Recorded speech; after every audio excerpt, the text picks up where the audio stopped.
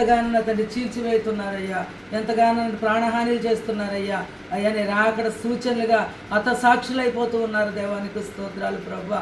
వచ్చి వెళ్ళిన కుటుంబాలని, సంఘాలని మీరు నా తండ్రి ప్రతిష్ఠించండి. దేవానికి స్తోత్రాలు ప్రభా. అయ్యా మాకు వారి మార్గములు సరళమ చేయండి ప్రభా. అయ్యా నీ సమాధానాన్ని, నీ న్యాయాన్ని మీరు జరిగించి నీ నామానికే మహిమ, ఘనత, ప్రభావాలు అయ్యా తెచ్చుకోమని అడుగుతూ ఉన్నాను. దేవానికి స్తోత్రాలు ప్రభా. నువ్వు కోటాను కోట్ల దేవదూతలతో దేవుడు పరిశుద్ధుడు పరిశుద్ధుడు పరిశుద్ధుడు స్తుతిగానములు చేయుచున్న దూతలు ఉన్నప్పటికీ నా తండ్రి, ఎన్నిక లేని వారమైనప్పటికీ, పాపులమైనప్పటికీ నా తండ్రి, మా స్తుతుల మీద మీరు ఆశీనుడు కావాలని కోరుకుంటున్నారు ప్రభా. ప్రతి ఒక్కరిని మీరు సిద్ధపరచండి.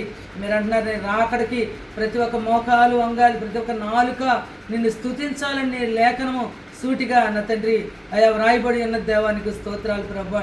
అట్టి విధంగా ప్రతి ఒక్క ఆత్మ నశించిపోవడం నీకు ఇష్టం లేదు కనుక ప్రతి ఒక్క బిడ్డని